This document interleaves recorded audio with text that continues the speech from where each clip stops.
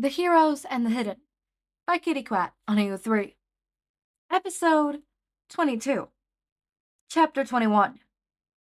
But do you got room for one more trouble soul? Dobby dodged a spike that passed by his face, scowling at the coward who refused to get close. He was looking for something to do, so he let the fight drag off, pushing himself to use more than just his quirk as he fought. He dove under the flying spike kick, kicking the other man in the dick, before crouching nearby. The villain groped his balls, groaning as he stumbled. Dobby couldn't help but laugh as the villain sneered at him. "That was a low blow, bitch," he murmured, flipping his hand and sending two more spikes from his nails at Dobby. Dobby just cracked his neck, burning the spikes that passed him.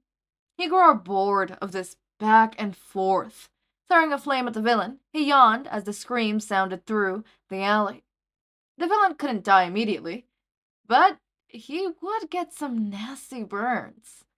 Dobby yawned as the flames finally died down. He approached the unconscious villain and pulled zip ties from his pocket, tying up the villain.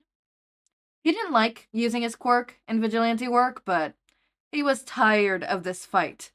It wasn't entertaining anymore. The villain had tried to rob a lady of her purse when Dobby had intervened. He wasn't sure where the lady had gone, but that wasn't his priority. Taking down the villain that sounded the streets was his only goal. Make the Hero Commission look bad by capturing those they missed. He scribbles a message onto a sticky note, attaching it to the villain's forehead. It wasn't much, but he needed some way to mock the heroes. Using his quirk on the criminals he captured was always risky. It had been 5 years since he had died legally, but he still worried that someone would connect the pieces. He couldn't have them ruining his plans. He had the perfect plan to out Endeavor, but he needed the best opportunity. And he needed to ruin his reputation, life first. And that meant waiting till he had access to Shouta. So that bastard would need to let him out of his sight, which only left way. The only time in the foreseeable future that the kid would be under different supervision. He pulled the villain out onto the quiet night streets, after double-checking the hoodie that covered his face from cameras. Pulling out his new burner phone that he had taken from a convenience store as a bunch of idiots took the attention off of him. The hero, Midnight, had taken them in, and Dobby had snuck out of the back in the aftermath. He thought the hero was a perfect example of a horrid hero, dressed up for society's ideals and sexualizing herself. Whatever, it made a good diversion. Mazatova Police, thank you for calling the tip line. What would you like to inform us? A jolly voice rang out the phone. It made him sick. Corner of Staple and Major. The villain is subconscious, spike nails, projectile. Dobby says, rattling off whatever basic information the police needed. What is... The operator's voice is cut off as Dobby removes the card and stomps it onto the ground. It's better safe to break the entire phone, but he was done stealing new ones every night. He groans, walking down the street, away, careful to keep his head down and moving in the shadows. People hid in the shadows, tight under the hero's noises. It was sickening. He walked past another alleyway, stopping as he heard the scream of a child. It wasn't one of pain, but tiredness. It sounded so much like Shoto's screams. He gritted his teeth, creeping into the alley. He didn't think his replacement was hidden in the alley, but he wouldn't put it so far past his old man. Hey, kid. He ducked behind a dumpster quickly, leaning against the wall. The almost silent sobs stopped, and the alley was dropped into silence. Who? A young voice started. Who are you? The voice came from under the dumpster, so Dobby kicks it, and then under it, and a kid stumbles out. He is Shoto's age, of course he is. He can't make out much of the kid besides from his bare feet. The kid huddles away from Dobby, looking behind him at the exit. Name's Dobby. He introduces himself, tucking his hands into his pockets. And you are? He asks, walking towards the kid. Hitoshi clinks near to Eraserhead, hiding behind him like a scared puppy. All the heroes' eyes watch him, scanning him as they walk into the room. Eraserhead takes a seat, before picking Hitoshi up and placing him in his lap. You can hear a few chuckles throughout the room, as well as a scoff. "What's with the kid?" Deatharm asked from across the table. Izuku thought his quirk could be more useful, and he made it out to be, especially as a rescue hero. Eraserhead shrugged, patting Hitoshi lightly on the head. "He'll be joining us today. Don't pay us any mind." President Mike sits down beside the pair, looking at them quizzically. Eraserhead holds a finger to his lips, letting the room filled with chatter. "What is this meaning even for?" One of the louder heroes roared. He didn't remember Izuku ever talking about that one. Must have been unimportant. "Some of us have been awake all night," says another, drinking up a coffee. They all began arguing, putting their thoughts into the loud room. "You know what's happening, Shouta?" President Mike asked, leaning in. "I brought you some coffee as well. I know you were out all night." He puts a cup in front of Eraserhead who grunts, drinking it instantly, sighing. "We'll be told in a second," he whispers, letting his head back bounce Hitoshi on his leg. Hitoshi stares at President Mike, slack-jawed. "You're Eraserhead's boyfriend." He signs quickly, grinning. Eraserhead chokes on his coffee, spitting it out. He wipes his chin, as President Mike just starts laughing. "Oh, did you tell the little listener that we were a thing before you told me?" President Mike asks, putting a hand to his chest, mocking offense. "I did not say." Eraserhead starts, but is interrupted as Tsukauchi steps into the room, tailed by a cat officer and another one. Tsukauchi scrolls to the front of the large conference room of local heroes, shuffling his notes together. "Why have you called us all here?" Endeavor asks, glaring at Tsukauchi. Flaming asshat is how Izuku had described him. It fits from what he can see. The man single-handedly made the room feel like a furnace to even sit in. "I'm sure we have all seen the news reports that has currently been circulating. We have a Class A threat in our midst," he declares, spreading his notes out in front of him. The room erupted into an argument once again. "Class A is extremely high for a villain who's only done minor damage." "The creature shouldn't be ranked so high. We have villains out there who have killed more and are only B ranked." "This is an outlandish reason to take us off patrol." Tsukauchi runs a hand through his hair.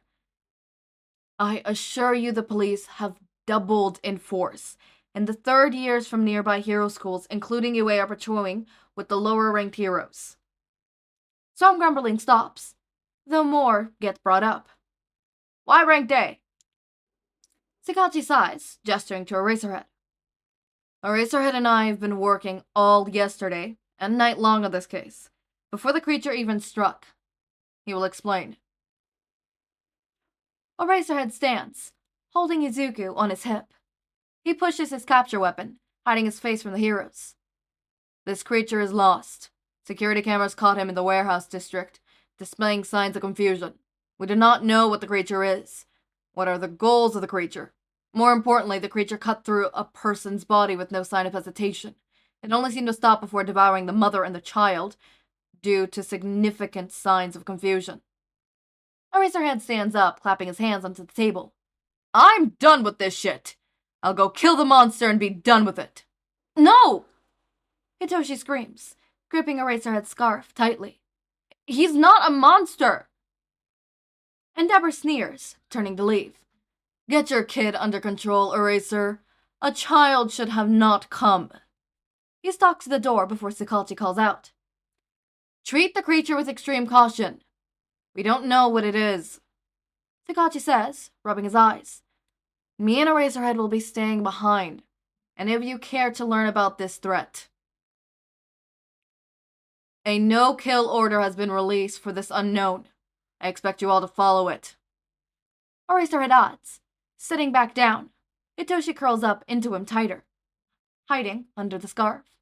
Most of the heroes leave, including Endeavor, Deatharms, and All Might. The number one hadn't spoken at all, but his presence was enough to make Hitoshi mad. If Izuku hated him, Then Hitoshi hated him. It fits that the heroes stayed to listen longer, including Eraserhead, Present Mike, Midnight, the Water Hose Duo, Hawks, and a few others he didn't recognize. Hawks was a brand new hero on the scene, one that Izuku was excited to learn more about. He was fresh out of training, specifically trained with the Hero Commission, not in a hero school. Izuku would have been so excited seeing him. Why are we so concerned about this threat? Hawks asks, lounging into his chair. He clutches a cup of coffee as well, sipping it slowly. Tsukauchi pulls out a piece of black fur in a bag and sets it on the table. The DNA is not human, Tsukauchi says, pulling out lab report papers. Hitoshi frowns. Izuku was human. They didn't know that Izuku was a creature because he wouldn't tell them, but he knew. He knew that he had seen Izuku's bones crack and sizzle blood seep from his wounds and mouth. He had heard Izuku's cry of pains and seen understanding when Hitoshi spoke to him. Izuku was human. More human than all of them. We do not have any matches in our database for mutated DNA quite like this. The base is human, yes. However, the main structure is skewed and almost animalistic. Tsukauchi says, handing out the reports to an all stilled in the room. Present Mike spoke up next. What does this mean for us in regards of apprehending this creature? Tsukauchi shakes his head, tapping his finger on the desk. It means that we have no idea how to beat this creature. We do not know the brain of this creature, or if it'll strike again. He sighs, reaching over and stealing one of the other heroes' abandoned coffee cups, clicking it down. Sometimes the unknown is more deadly than hell itself. All right, we're ending the chapter there. Okay, so Dabi finds Izuku afterwards. This is interesting. I'm seeing Dabi's probably going to be a little less villainy and more vigilante, anti-hero type. Very much seeing a lot of anti-hero traits in him, which I don't mind. I like when people change up Dabi a bit. There are certain characters where you could play around a little bit more with, because we don't have a very solid base ground, or stuff like that. Is this very OOC of Dabi? Yes. I like to think that there's different forms of OOC, right? There's obviously the complete OOC, what you think of, a character behaving completely different and at this point being a new character. And I like to think of there is the half OOCs, or as I would like to call, not an alternate universe version of them, but an alternate universe version of them, right? Where the main characteristics stay, but certain things change to make the character a bit different. For example, in cases of Dabi, people change up a bit of his characteristics, so his hatred factor is not so high up, and he's not so sadistic, right? Stuff like that, where it's small changes like that, where you keep the grounds of the character similar, but change it in such a fashion so that it is still believable that it is the character.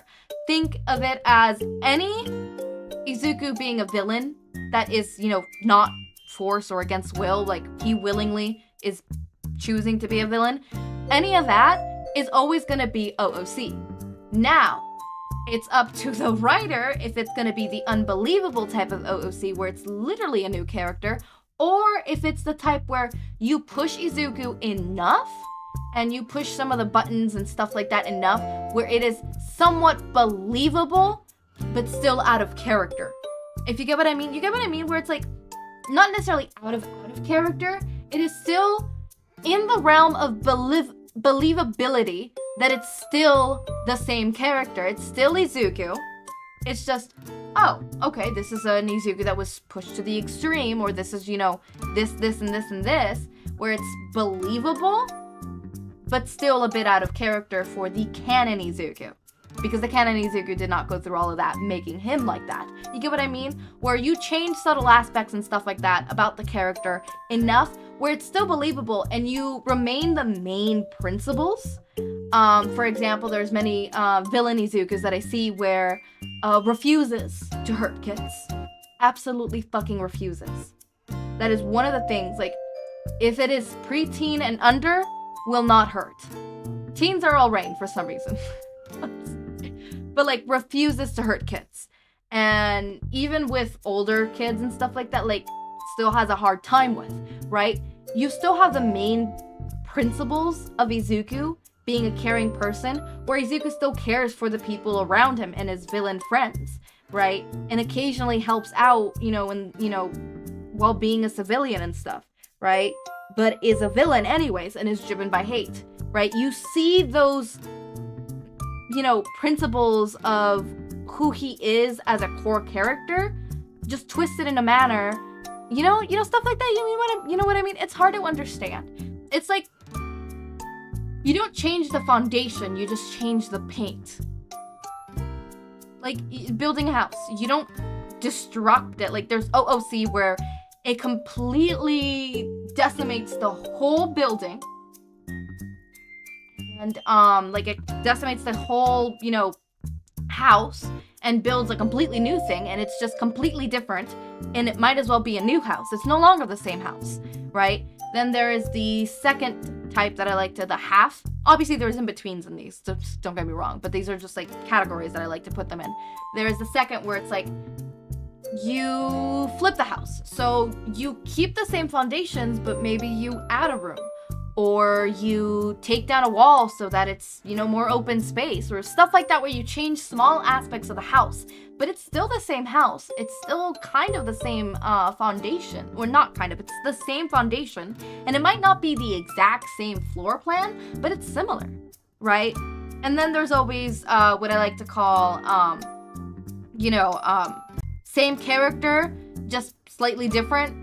Everything's the same. Maybe they painted the walls a little different and they refurnished a little bit differently, right? But everything's exactly the same, except he has different memories and different stuff and different things he lived through. So it's slightly different, right, from the original, right? Think, oh, okay, this Izuku stayed quirkless, or this Izuku, stuff like that, which is really interesting, and I really like that. So that's how I like to think about in OOCs. And in this case, I think Dabi's very much refurnished, right? Flipped, where certain things are different and stuff like that, but it's the same foundation. You get what I mean? I hope you guys understand what I mean. And I'm really interested in seeing this. Also, Eraser Mic is a tag. I made sure I checked. So either I think they're just not together yet. Which, it's gonna be interesting to see, like, are we gonna see them getting together? That's gonna be super cute. I can't wait for that. I can't tell if I should call you Lemon, or I'm gonna call you Lemon. Mainly because that's what your Discord is, and that's what I think about when I think about your fic. I don't think kitty quat. I think Lemon. I think Lemon. But, Lemon, I am really enjoying your fic so far. I'm so psyched for your fic. It would be really bad if I wasn't psyched for your fic, considering that this has 100 and something chapters. 118. There you go. I just checked. 118 chapters, and we're not even halfway through. So I'm really excited and really pumped up, and I'm honestly looking at the length of this. I'm wondering where this is gonna go. How is this gonna be? We still have them being kids. Is it gonna remain with them being kids for a bit longer and then switch over? Because I know some fics where it's like they're kids for a while and then it switches over to the future and stuff like that. Are we gonna stay with them being kids? How's it gonna happen? Are we gonna stay with them being kids for a bit and then time skip? Like, I cannot wait to see all of this unravel. So yeah, anyways, as always, my raindrops, make sure to eat, sleep, drink water, take your meds. Have a wonderful day or night. Link to my Discord server and socials are down in the description. Subscribe to see more of my content, and thank you so much for watching.